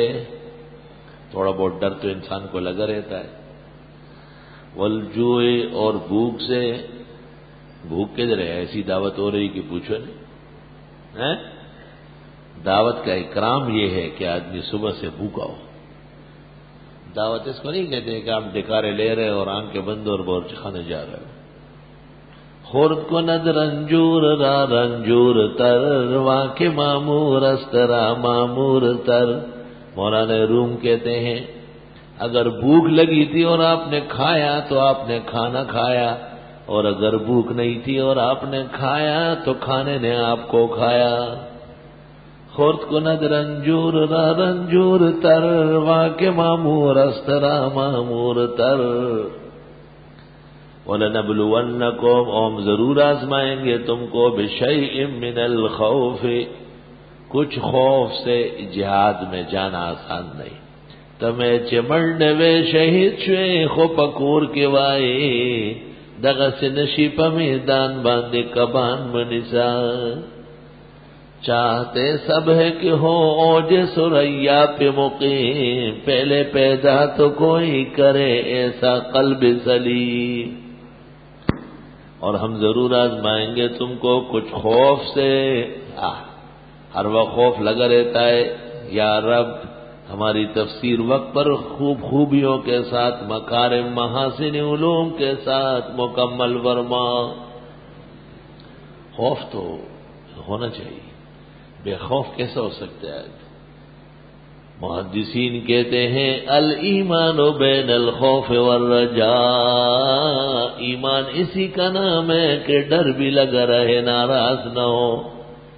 اور پیوستر شجر سے امیدی بہار رکھ، خدا تعالی خوش ہو جائے تو بیڑا پار ہو. والجوع، اور بھوک شافی سے منقول ہے، اس سے مراد روزہ ہے. امام شافی کو روزہ بہت پسند ہے. جہاں لفظ ملتا ہے اس کی تفسیر روزے سے کر رہا ہے. وَنَقْصٍ مِّنَ الْأَمْوَالِ، اور گھٹنے سے مالوں کے. اموال کا گھٹنا، جیسے زکوٰۃ دی جاتی ہے، بظاہر مال کم ہوتا ہے لیکن حقیقت میں وہ بڑھتا ہے. وَالْأَنفُسِ، اور جانوں کے تلف ہونے میں. وَالثَّمَرَاتِ، اور پھلوں کے. مراد چھوٹی اولاد بھی لی گئی. حدیث میں ہے اب کسی کا چھوٹا بچہ مر جائے، اللہ فرشتوں سے فرماتے اخذتم ثمرۃ فؤاد عبدی، میرے بندے کے دل کا پھل تم نے چھین لیا. اس کے بعد حکم ہوتا ہے جنت میں اس کے لیے ایک گھر بناؤ، اس کا نام رکھو بیت الحمد. وبشر الصابرین، اور خوشخبری دے جمنے والوں. پہلے فرمایا اللہ صابرین کے ساتھ ہے، پھر فرمایا صابرین کون لوگ ہیں؟ اللہ کے راستے میں شہید ہونے والے، جن کو عام مردے سمجھنا بے ادبی ہے. اور اس قسم کی آزمائش برحق ہے، کبھی خوف کی شکل میں، کبھی بھوک کی شکل میں، کبھی اموال کے گھٹنے کی شکل میں، کبھی جان اور اولاد کے تلف کی شکل میں. ایسے موقع پر شریعت کے حدود و آداب کا لحاظ کرنے والا. وبشر الصابرین، اور بشارت دے جمنے والوں کو. الذین، یہ وہ صبر کرنے والے ہیں، اذا اصابتہم مصیبہ، جب پہنچتی ہے ان کو مصیبت، قالوا انا للہ، کہتے ہیں بے شک ہم تو اللہ ہی کے ہیں، وَإِنَّا إِلَيْهِ رَاجِعُونَ، اور اسی کی طرف لوٹنے والے ہیں. تو خفگان کس بات کا؟ حق بحقدار رسید. بڑا عجیب کلمہ، انا للہ، ہم نہ تھے اور اللہ نے پیدا کیا. ہمارا وجود، ہماری عزت، ہمارا بقا، ہماری تمام خوشیاں اللہ رب العالمین کا احسان ہے، اور ہم اسی کی طرف جانے والے ہیں. الا کل شیء ما خلا اللہ باطل وکل نعیم لا محالۃ زائل. ہر خوشی ایک نہ ایک دن ختم ہو جائے گی. حدیث شریف میں جو انا للہ و انا الیہ راجعون پڑھ لے، اللہ اس مصیبت پر اس کو اجر لکھے گا. اور ام المومنین کی روایت میں ہے کہ اگر جوتے کا تسمہ ٹوٹ جائے اور چراغ گل ہو جائے، اچانک بجلی چلی جائے، تو آپ کا انا للہ، کیونکہ مومن کو تکلیف ہوتی ہے، اور مومن کو ہر تکلیف پر اجر ملتا ہے، کیونکہ مومن اللہ تعالیٰ کے ہاں بیمہ ہے. بیمہ، یہ جو کمپنیاں بیمہ ہوتی ہیں نا، کاریں، کاروبار، تو ان کا اگر آگ لگ گئی، چوری ہو گئی، بس وہ کمپنی کو جا کے کہہ دیتے ہیں، وہ کہ ٹھیک ہے آ کے اور لے جاؤ. مولانا روم کہتے ہیں نیم جان بستان دو صد جان دے حد، ایک چھوٹی سی جان دے کر سینکڑوں جانیں لے لی. نیم جان بستان دو صد جان دے حد، آنچ در وہمت نیاید آدھے حد. جو خیال اور وہم میں بھی نہیں آ سکتا تھا وہ اللہ نے عطا فرمائے. انا للہ و انا الیہ راجعون. جب ہم نے جانا ہی ہے تو ارمان اور افسوس کس بات کا ہے؟ مومن جب تک جیے تو زندگی بہتر ہے، اور جب مرنے لگے تو آخرت کی زندگی بہتر ہے. اولئک علیہم صلوات من ربہم ورحمہ، ان لوگوں پر نوازش ہوگی رب کی طرف سے اور مہربانی. صلوات صلات کی جمع ہے. یہ اصل میں قربت کو کہتے ہیں، نزدیکی کو. نماز سے بھی بندہ نزدیک ہوتا ہے تو صلات ہے، دعا سے بھی نزدیک ہوتا ہے تو ان صلاتک سکن اللہ وصلی علیہ. درود شریف پڑھنے سے بھی اللہ کا قرب حاصل ہوتا ہے تو اللہم صلی علی محمد. اولئک هم المہتدون، اور یہ لوگ ہدایت یافتہ ہیں. ایک اشکال ان کا یہ تھا کہ صفا اور مروہ، یہاں پر زمانہ جاہلیت میں بت رکھے ہوئے تھے. اسلام آنے کے بعد بت تو ہٹا دیے گئے، لیکن مشرکین کہتے تھے کہ دیکھو یہ مسلمان بھی یہاں چکر لگاتے ہیں اور ساتھ شوق پورا کرتے ہیں. جواب، صفا اور مروہ تو اصلاً خدا کی قدرت کی نشانیاں ہیں. بت تو تم جیسے نااہلوں نے رکھے تھے، اسلام نے آ کے انہیں ہٹایا. بت تو تم نے کعبہ میں بھی رکھے تھے، تو کیا کعبے کی کعبیت رک گئی کیا؟ صفا اور مروہ، صفا مرد کا نام تھا، مروہ عورت تھی. قد زنایا عند البیت، بیت اللہ کے سامنے انہوں نے زنا کیا. فجعلہم اللہ حجرین اسودین، اللہ تعالیٰ نے ان کو دو پتھرے بنا دیے. ان الصفا والمروہ من شعائر اللہ، بے شک صفا کی پہاڑی اور مروہ کی پہاڑی اللہ تعالیٰ کی قدرت کی نشانیوں میں سے ہے.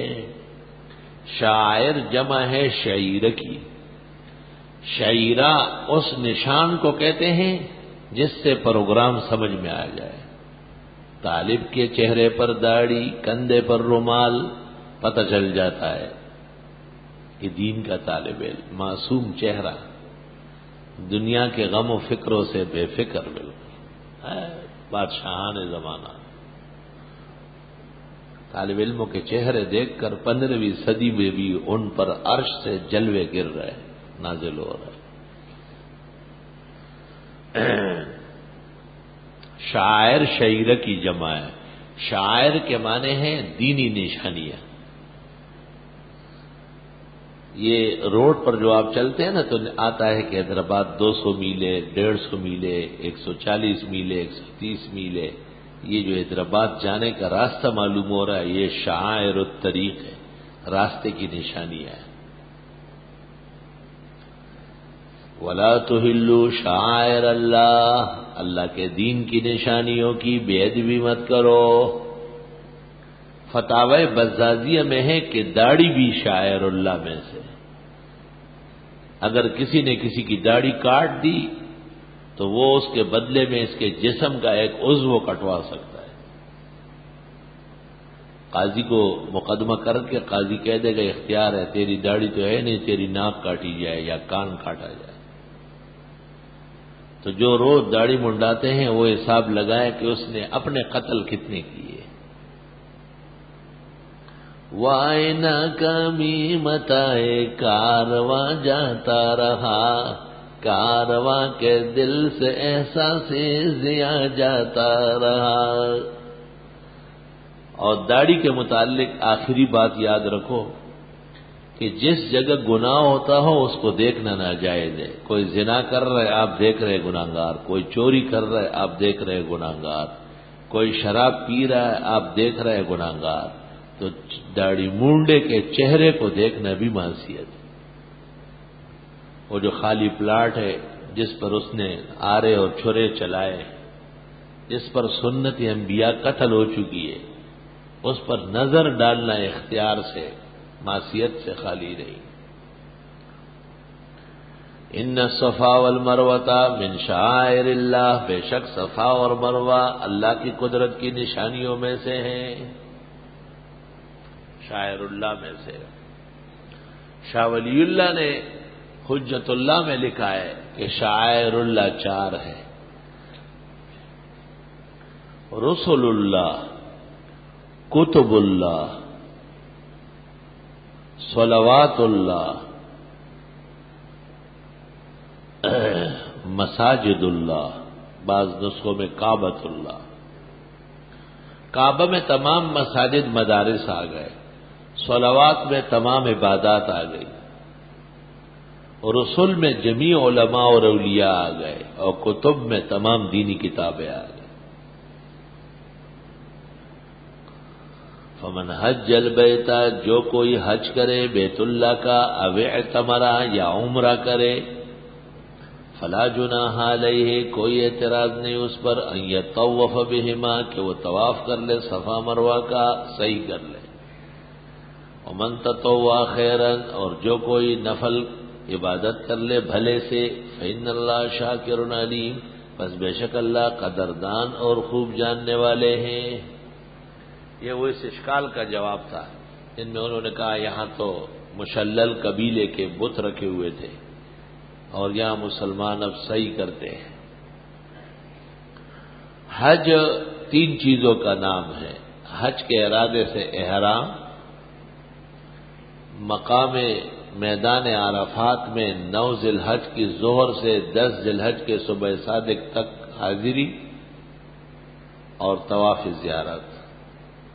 3 ارکان حج کے فرائض ہیں۔ اور عمرہ بھی احرام، کعبہ شریف کا طواف اور سعی بین الصفا والمروہ، اس کے بعد حلال ہوگا۔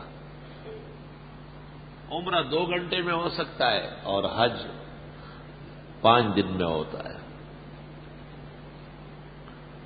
کیونکہ 8 ذی الحج یوم الترویہ ہے، مینا چلے جائیں گے حجاج، 5 نمازیں وہاں پڑھ کر کے فجر پڑھتے ہی عرفات کے لیے روانہ ہو جائیں گے، ظہر تک پہنچ جائیں گے، ظہر پڑھ کر کے وقوف شروع ہو جائے گا میدان عرفات میں، ظہر اور عصر پڑھ کر دعائیں مانگنا.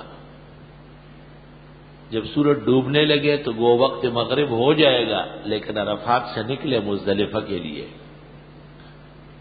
اور مزدلفہ پہنچتے پہنچتے مغرب قضا ہو جائے گی، لیکن عرفات میں یا مزدلفہ کے راستے میں مغرب نہیں پڑھنی ہے. پڑھ لی تو قلعہ میں ہوئی ہی نہیں.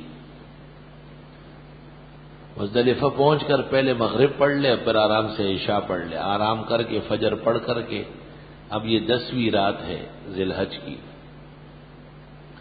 صبح فجر پڑھتے غلس میں فجر پڑھے اندھیرے میں، اور سیدھے روانہ ہو جائے مینا کے لیے. وہاں پہنچ کے بڑے شیطان کی رمی کر لے، اور پھر خیمے میں رہے، جہاں چاہے رہے. روزانہ آئے اور پھر 3 شیطانوں کی رمی کر لے، 11 اور 12 کو. اگر 12 تاریخ کی رات ہو گئی تو مکروہ ہے جانا، اس سے پہلے جانا تھا. اور اگر صبح صادق ہو گئی تو لازم ہے رکنا کہ 13ویں تاریخ کی رمی کر لے، لیکن یہ اجازت ہے کہ بعد الفجر.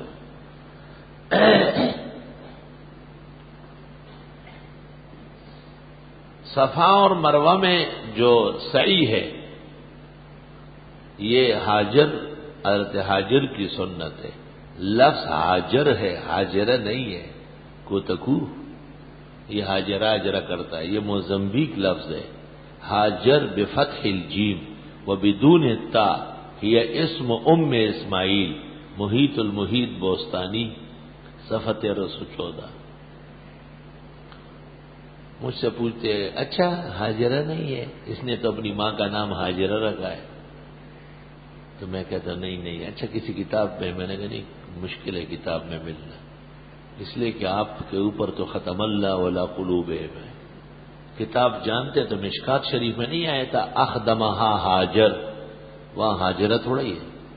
اور بخاری ترمذی مسلم میں 50 جگہ موجود ہے اخدمہا حاجر، کہ ظالم بادشاہ نے حضرت ابراہیم علیہ السلام کو حاجر دی. حاجر تلفظ صحیح کر لو اپنا، حاجرہ نہیں کہا کرو.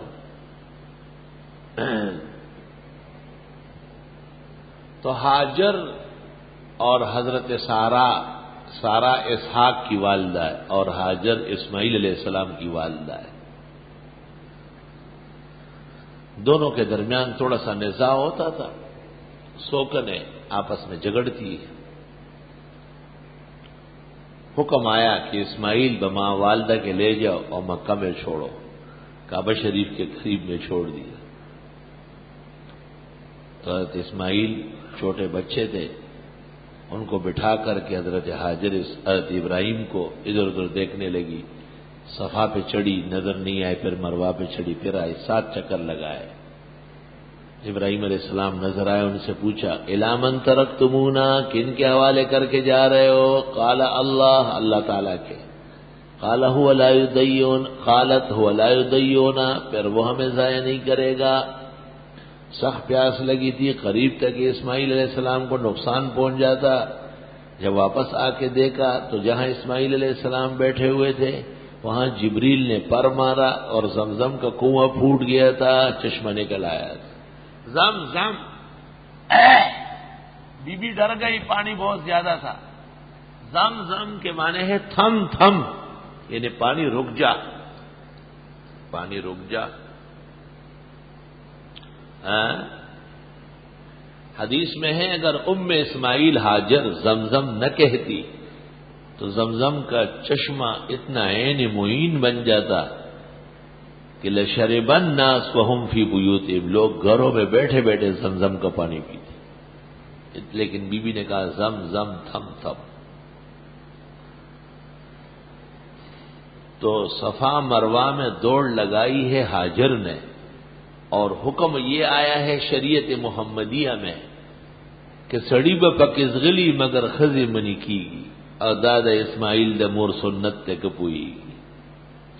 سنت عورت کی ہے. میں نے ایک نظم میں احکام مناسک بیان کیے تو اس میں ہے کہ صفا مروہ غنڈی دی بالکل خواہ کے دکابے اور سخ کل منظر دے دکابے مکرمے. تو اس میں ہے سڑی بپکزغلی مگر خزی منی کی گی، مردوں کو حکم یہ ہے کہ میلین اخضرین وہاں پر ہری بتیاں جل رہی ہیں، وہاں پہنچ کر کے اس جگہ سے اس جگہ تک اسماعیل علیہ السلام کی والدہ ہاجر دوڑی تھی۔ چاروں ائمہ کا اتفاق ہے، صحابہ کا اتفاق ہے کہ عورت نہیں دوڑے، کیونکہ عورت کے لیے دوڑنا اس کے حیا اور سطر کے خلاف ہے۔ بی بی ہاجر تو مجبور تھی اور پریشان تھی۔ عمل شروع ہوا ہے خاتون کے عمل سے، اور اسلام میں عورت کو وہاں دوڑنے سے منع کیا جاتا ہے۔ کتنی عجیب حکمت ہے کہ عورت کی عزت کتنی عزیز ہے۔ اللہ اکبر۔ ہمارے زمانے کی عورتیں تو کبڈی کھیل رہی ہے اور کرکٹ کھیل رہی ہے۔ ایسا صرف ایک کام کی ضرورت تھی، وہ نہ ہوا، اور وہ تھا ان کا اختنان۔ عالمگیری میں لکھا ہوا ہے ختنۃ الرجل سنت و ختنۃ النساء مکرمۃ، عالمگیری جلد 5۔ تو چونکہ وقت پر ان کا علاج نہیں ہوا، اس لیے بے پردہ ہوتی چلی جا رہی ہے۔ اللہ تعالیٰ آئین شرعی مقتدر ہاتھوں سے نافذ فرمائے اور اس کے ذریعے معاشرے کی اصلاح فرمائے۔ جب محمد عربی صلی اللہ علیہ وسلم بھی حجۃ الوداع میں صفا مروہ آئے تو حق تعالیٰ نے کہا میرے حبیب دوڑ لگا کے دکھائے۔ ایک پاک ولیہ بی بی تکلیف کے وقت یہاں دوڑ چکی ہے، آپ دوڑنے لگے تو آپ نے فرمایا رب اغفر ورحم۔ آیا کیا شان والے نبی ہے، رب اغفر ورحم وتجاوز عما تعلم انک انت العزیز الاکرم۔ یہ دعا پڑھنے لگے۔ آپ مکمل و متمم پیغمبر ہیں۔ جب میلین اخضرین میں دوڑنے لگے تو یہ دعا پڑھنا سنت ہے، رب اغفر ورحم وتجاوز عما تعلم انک انت العزیز الاکرم۔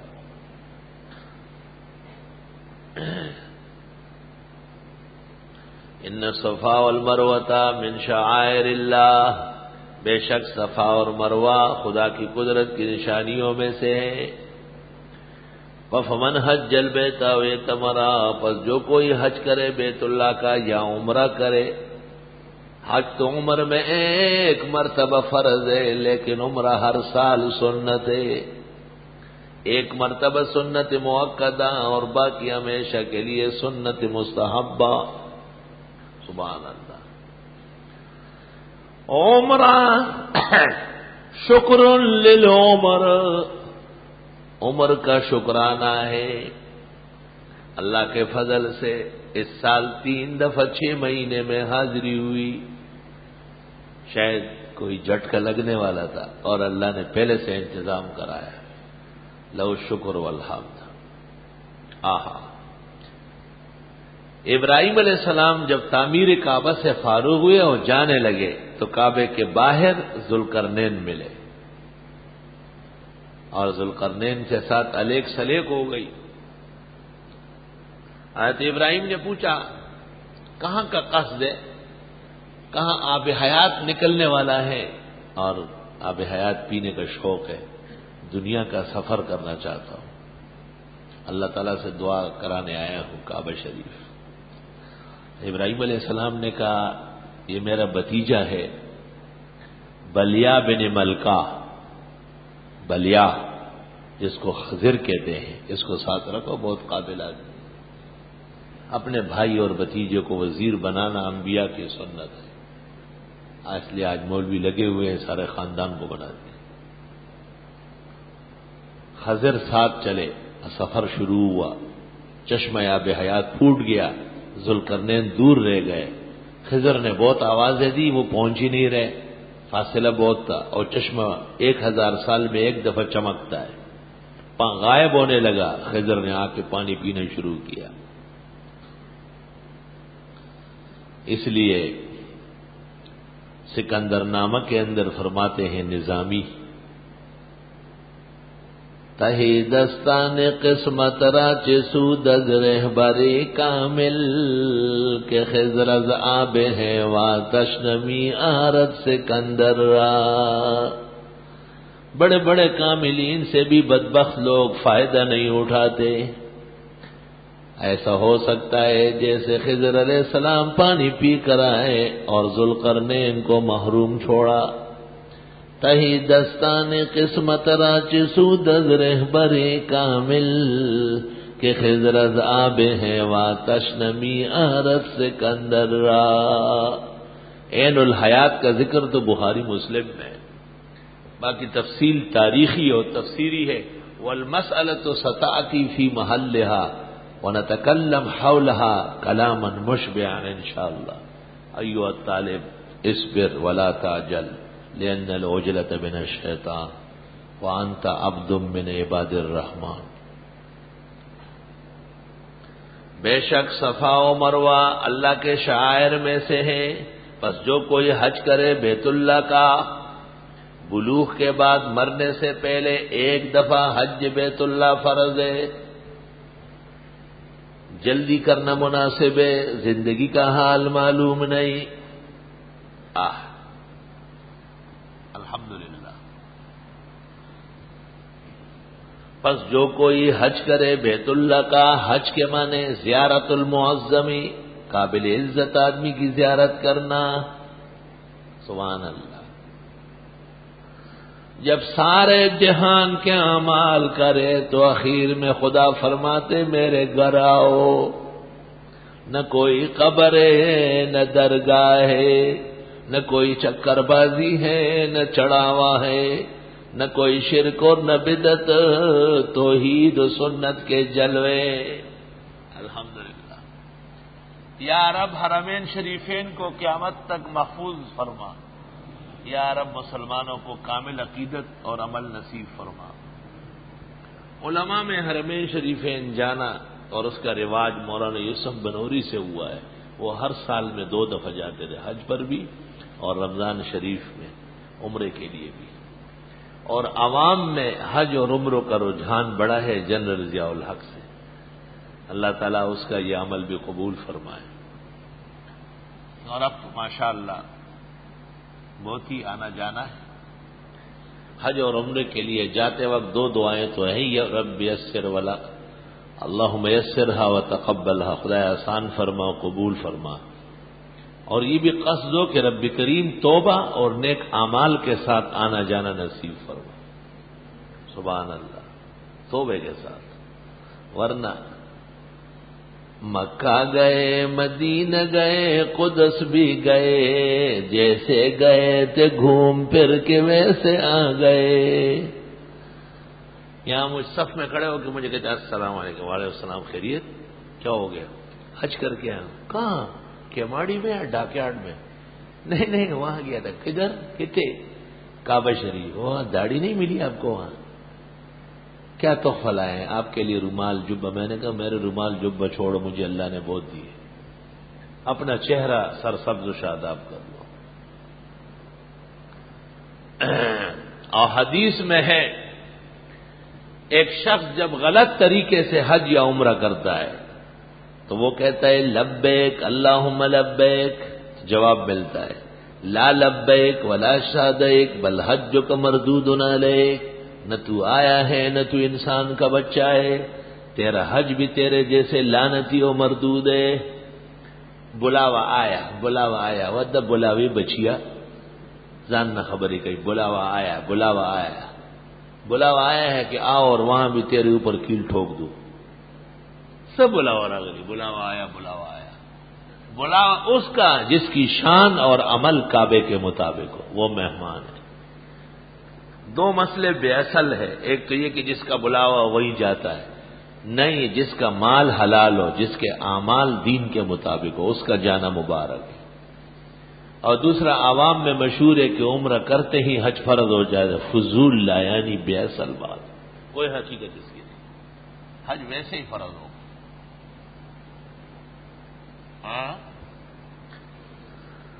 سبحان اللہ۔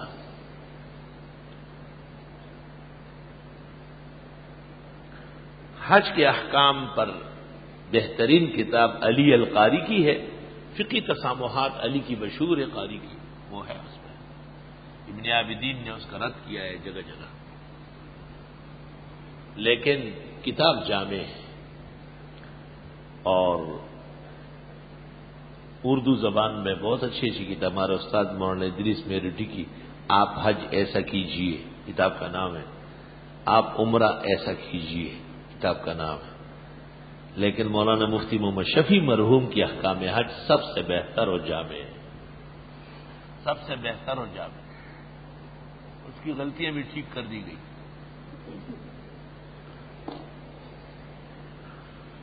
ذرا احکام کے ساتھ تفسیر پڑھو بھائی۔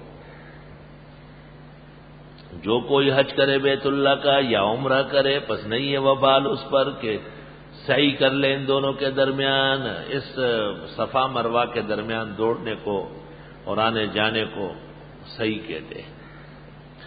ومن تطوع خیرا، اور جو کوئی بھلا کرے نیکی کا نیک عمل کرے، فإن اللہ شاکر علیم، پس بے شک اللہ قدردان اور سب کچھ جاننے والا ہے۔ ومن تطوع خیر، درس میں تو آپ بیٹھتے ہی ہیں، جو آپ کا حفظ قرآن ہے وہ بھی ساتھ ساتھ پڑھتے رہے، درس میں تو آنا جانا ہے ہی، تحیۃ المسجد، تحیۃ الوضو، اشراق چاش کی بھی پابندی کر لے۔ ومن تطوع خیر، درس میں تو آپ بیٹھتے ہی ہیں، تو ہمیں بھی دعاؤں میں یاد رکھے، اور تفسیر کے لیے بھی دعا فرمائے، اپنے مسلک اور دین کے لیے بھی دعا فرمائے۔ آپ مسافر ہیں، طالب علم ہیں، قرآن کے رشتے سے ٹھہرے ہوئے، آپ اللہ کے ہاں محترم ہیں۔ ومن تطوع خیرا، ہمیں کسی ہدیے سوغات گفٹ کی ضرورت نہیں، صرف عافیت، سلامتی اور حسن ختام کی دعائیں فرمائیں۔ ومن تطوع خیرا فإن اللہ شاکر علیم، اللہ تعالیٰ کی صفت شاکر ہے اور وہ شکور ہے، قدردان۔ اوہو کیا قدردان ہے! خدا کی دین سے موسیٰ سے پوچھئے احوال، کہ آگ لینے کو گیا پیغمبری ملی۔ لینے گئے تھے آگ، اور اللہ تعالیٰ نے ان کو نبی بنایا، اور ان کے کہنے سے ان کے بھائی کو ہی پیغمبر بنایا۔ بڑا قدردان ہے۔ شاکر کا معنی یہ نہیں کہ اللہ تعالیٰ لوگوں کو کہتے ہیں کہ تھینک یو اور مچ، نہیں، رب العالمین کی شان و صفت ہے شکور، قدردان، تھوڑے سے عمل پر خوب اجر دیتا ہے۔ معجم صغیر میں طبرانی نے ایک روایت نقل کی ہے کہ رسول اکرم صلی اللہ علیہ وسلم کی خدمت میں ایک اعرابی آیا، دیہاتوں کے رہنے والے تھے، بڑے سیدھے سادے مسلمان۔ حضرت سے کہا آپ پیغمبر ہیں؟ آپ نے فرمایا بالکل۔ اس نے کہا خدا تعالیٰ نے آپ کو کوئی پیغام دیا ہے، یعنی کوئی وحی آئی ہے؟ آپ نے فرمایا ابھی ابھی سورۃ اخلاص نازل ہوئی ہے آپ سے پہلے، وہ سناتا ہوں۔ حضرت اعرابیوں کا مزاج خوب جانتے تھے، بڑا سینہ تھا ویسے، حضرت کی شان بڑی بلند ہے صلی اللہ علیہ وسلم، گھبراتے نہیں تھے اور کسی سے تنگ نہیں ہوتے تھے۔ آپ نے کہا ہاں ابھی ابھی سورۃ اخلاص نازل ہوئی ہے، وہ سن لو۔ اور جگہ بہت اچھا، استمع، میں غور سے سنوں گا۔ انہوں نے سورۃ اخلاص تلاوت کی جناب رسول اللہ صلی اللہ علیہ وسلم، وہ جو اعرابی خوش ہوا، اٹھ کے کھڑا ہو گیا، نعرے لگانے لگا، واہ نعم الہ الہنا، ہمارا خدا زندہ باد، یقبل الیسیر ویعطی الجزیل، اتنے تھوڑے سے پر اتنا اجر دیتا ہے۔ میں کہتا ہوں دنیا کے مفسر ہو، سورہ اخلاص کو سمجھو نا، عربی نے سنتے ہی سمجھ لیا،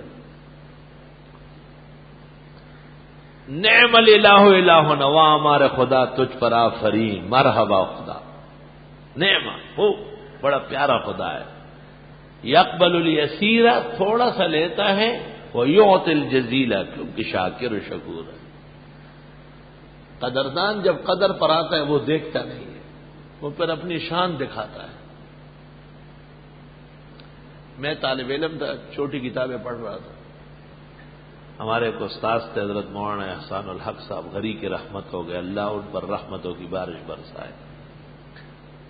تو ہمارے جہانگیرے کے قریب میں ایک جگہ ہے اٹک، وہاں پر سالانہ میلہ لگتا ہے۔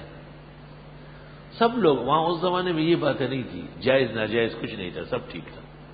علماء عوام سب جاتے تھے وہاں، کوئی ناچ گانا ڈانس نہیں ہوتا تھا، چیزیں ہوتی تھی اور رش پش ہوتا تھا. تو مجھے کہا چلے میلہ چلے. ہم میلے روانہ ہو گئے. جہانگیرے سے 2 راستے ہیں، ایک دریا کابل اور سندھ کا ہے، وہ بہت سستا ہے، 1 آنا لیتے تھے کشتی میں، اور ایک بس میں جانے کا تھا، وہ 2 آنے لیتے تھے. ہم بس میں چلے گئے. وہاں پہنچ کر کے استاد جی نے مجھے کہا کہ آپ بازار میں چکر لگائے، پیسے لے، جو کھانا ہو کھا لو، میں یہاں ایک طرف لیٹتا ہوں.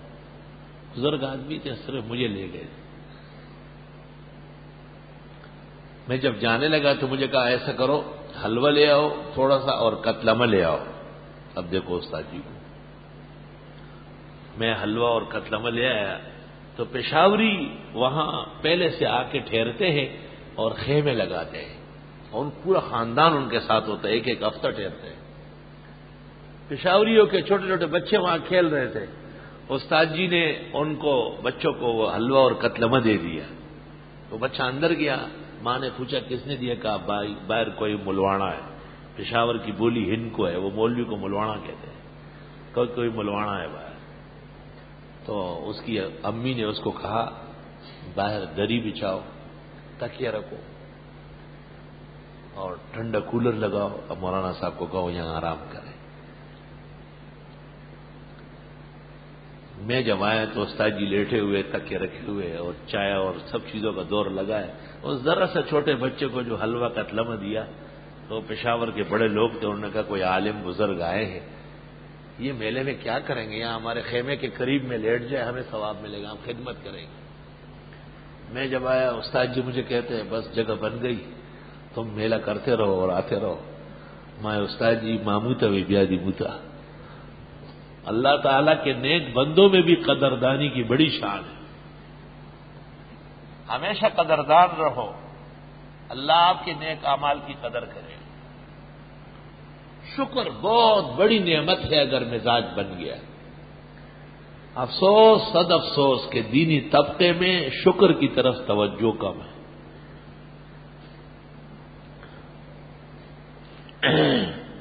یہ شبہ رد ہو گیا کہ صفا و مروہ کے درمیان یہ لوگ کیوں صحیح کرتے ہیں. جواب آیا یہ تو قدرت کی نشانیاں ہیں. بت تو تم جیسے لوگوں نے رکھے تھے جو اللہ نے ہٹا دیے.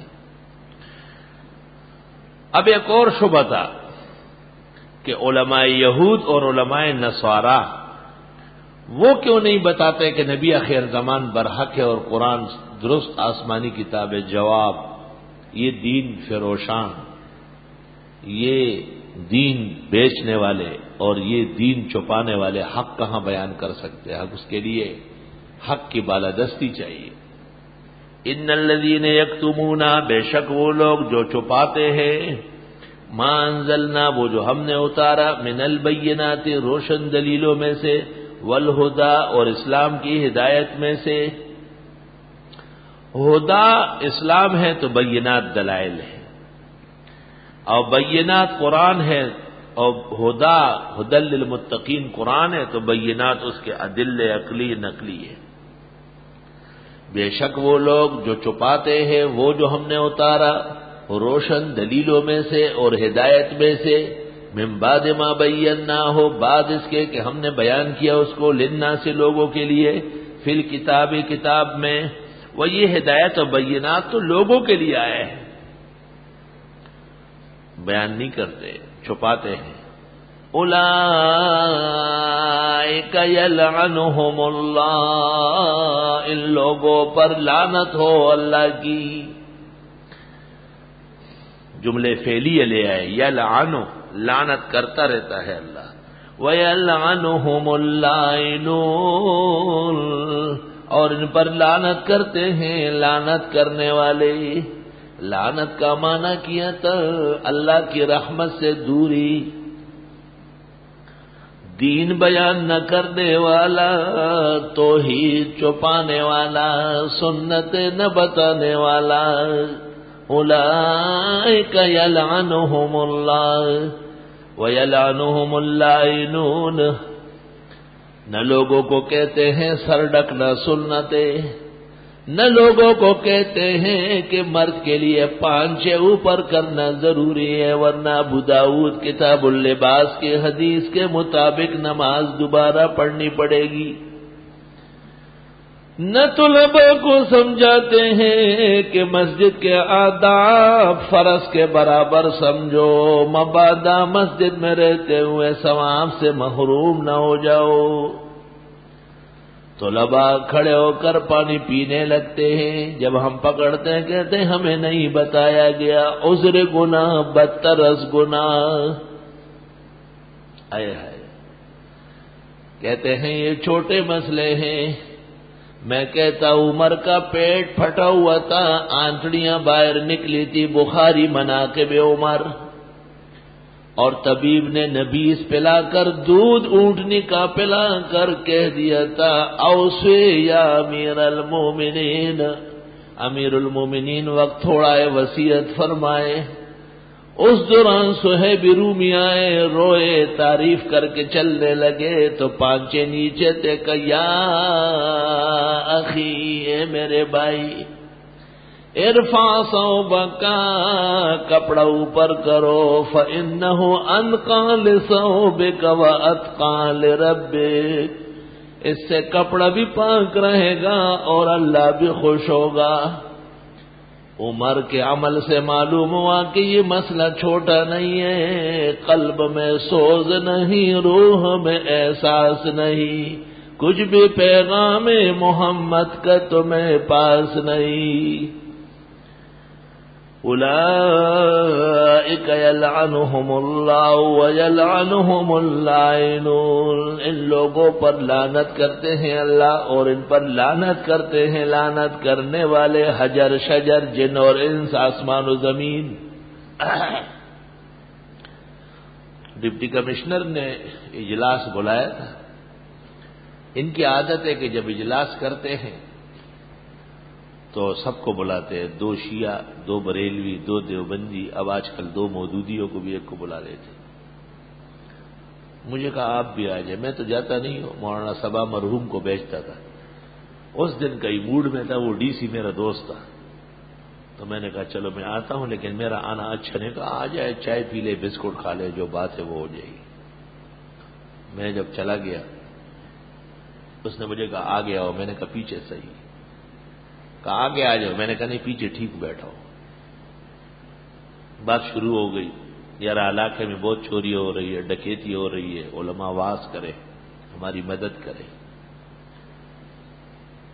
بڑے بڑے بدعتی آگے بیٹھے تھے، روافض بھی بیٹھے تھے، میں تو پیچھے بیٹھ گیا۔ میں نے کہا ڈپٹی کمشنر صاحب، اگر علاقے میں کوئی دکان لوٹتا ہو، ہم آپ کو کہیں تو آپ ہماری مدد کریں گا؟ بالکل، میں فوراً پولیس بھیجوں گا۔ میں نے کہا اگر علاقے میں کوئی کسی سے انگوٹھی اتارے یا گڑی اتارے، اس زمانے میں موبائل نہیں تھے، تو وہ بھی چوری؟ اس نے کہا۔ میں نے کہا رسول اللہ صلی اللہ علیہ وسلم کی سنت چوری کرنا کیسا ہے؟ انہوں نے کہا وہی بہت بڑا گناہ ہے۔ میں نے کہا مصطفیٰ اظہری بیٹھا ہے، ان سے پوچھو کہ یہ اللہم صلی علی محمد کیوں نہیں پڑھتے، اور بیٹھ کر درود پڑھنا سنت ہے، یہ کھڑے کیوں ہوتے؟ بس جب میں نے یہ کہا بریلوی و شیعہ سب کھڑے ہو گئے، ہنگامہ کھڑا ہو گیا۔ میں چپ چاپ بیٹھا تھا، میں نے کہا ٹھیک ہے ہنگامہ ہو جائے۔ ہنگامے میں میں بیٹھا رہا، میں نے کہا یہ مجھے جواب دے کہ یہ سنت ہے یا نہیں، اور آپ جو لوگوں کو کہتے کھڑے ہو کر کے پڑھو تو یہ کیوں نہیں کہتے کہ بیٹھ کر پڑھنا سنت ہے؟ اور جو لوگوں کو کہتے ہیں کہ اونچا پڑھو تو نماز میں بیٹھ کر اور آہستہ ہم پڑھتے اپنا اپنا، یہ کیوں نہیں بتاتے؟ یہ سنت کی چوری نہیں ہے؟ بریلویوں نے کہا ہم جاتے ہیں۔ ڈی سی نے مجھے کہا یہ آپ چاہتے تھے؟ میں نے کہا الحمدللہ فتح مبین، انا فتحنا لک فتحا مبینا۔ میں آیا ہوں، یہ بیٹھیں گے کیسے؟ ان کو بیٹھنے کا حق نہیں ادھر۔ کہنے لگا اچھا ٹھیک ہے آپ لوگ جائے، ابھی میں مولانا سے بات چیت کرتا ہوں۔ میں نے کہا مجھ سے کیا بات کرو گے تم، بات تو ہو گئی۔ میں بھی اٹھ کے آیا، گاڑی میں بیٹھ گیا، السلام علیکم۔ یہی ہماری میٹنگ تھی، کامیاب ہو گئی الحمدللہ۔ 3 مہینے بعد مجھے فون کیا میٹنگ آؤ گے؟ میں نے کہا بیٹھنے دو گے؟ کہا نہیں اب میں ہوشیار ہو گیا۔ میں کیسے ہوشیار ہوئے؟ کہ صرف آپ ہوں گے اور آپ کے مسلک کے لوگ ہوں گے، فلاں فلاں علم۔ میں نے کہا اب تجھے عقل آ گئی۔ دا خچر او خرما سره څه د بار جمع کې خامو چې یو ځل توسلوم چې بیا پته لګي اولئک یلعنهم اللہ، ان لوگوں پر خدا لعنت کر رہا ہے، رحمتوں سے دور ہے، ویلعنهم اللائنون الا الذین تابوا واصلحوا، مگر وہ لوگ جنہوں نے توبہ کی اور اصلاح کی. اصلاح کیسے ہوگی؟ وبینوا، اور جو بیان نہیں کیا تھا بیان کرنے لگے. فاولئک اتوب علیہم، ان لوگوں کی توبہ قبول کر لوں گا میں. وانا التواب الرحیم، اور میں توبہ قبول کرنے والا رحم والا ہوں. معلوم ہوا کہ علماء کی توبہ صرف گھر میں بیٹھ کر نہیں ہوگی، بلکہ ممبر و محراب پر جن مسائل میں کمی ہوئی ہے ان کا بیان کرنا ضروری ہے، تب توبہ قبول ہوگی. وہ بین،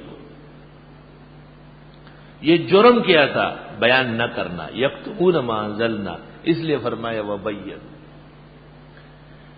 ہر شخص کا جیسا عمل ہوگا اس طرح توبہ ہونا چاہیے. انفرادی گناہ ہو تو بے شک انفرادی توبہ کافی ہے. جہری گناہ ہے، لوگوں کو نقصان پہنچائے تو ضروری ہے کہ آپ علی الاعلان کہے کہ یہ مسئلہ کمزور تھا، اصل مسئلہ یہ. ان الذین کفروا وماتوا وهم کفار، بے شک وہ لوگ جنہوں نے کفر کیا مر گئے اور وہ تھے کافر. اولئک علیہم لعنت اللہ والملائکۃ والناس اجمعین، ان پر بھی لعنت ہے اللہ کی اور فرشتوں کی اور سب لوگوں کی. خالدین فیہا، ہمیشہ لعنت میں رہیں گے. لا یخفف عنہم العذاب، ہلکا نہیں ہوگا ان سے عذاب. ولا هم ینظرون، اور نہ ان کو مہلت دی جائے گی. سوال یہ ہے کہ وہ لوگ جنہوں نے دین چھپایا تھا ان پر لعنت پہلے ہوئی، اور جنہوں نے کفر کیا تھا ان پر لعنت بعد میں ہوئی. جواب، اپنے سے شکوہ زیادہ ہے. مسلمانوں سے اسلام کو نقصان زیادہ پہنچ رہا ہے. اگر مسلمان دین کی طرف توجہ نہ کر لے تو نقصان زیادہ ہو جائے گا. تو تبلیغی جماعت کی کاوش مبارک ہے جو مسلمانوں پر محنت کرتے ہیں. وَإِلَٰهُكُمْ إِلَٰهٌ وَاحِدٌ، اور حاجت روا تمہارے مشکل کشا ایک ہے. لا الہ، نہیں ہے کوئی معبود الا ہو مگر وہی ہے. الرحمن الرحیم، خوب مہربان اور خوب رحم کرنے والا. وَإِلَٰهُكُمْ کہہ کر یا أَيُّهَا النَّاسُ اعْبُدُوا کو دہرایا. ایک اللہ کی وحدانیت مان لو، عبادت کرو، کیونکہ وہ ہے ہی تن تنہا. اور هو الرحمن الرحیم کہہ کر سورۃ فاتحہ سے مضمون جوڑ لیا. الحمدللہ رب العالمین الرحمن الرحیم. اب اس مسئلے پر دلائل چاہیے عقلی.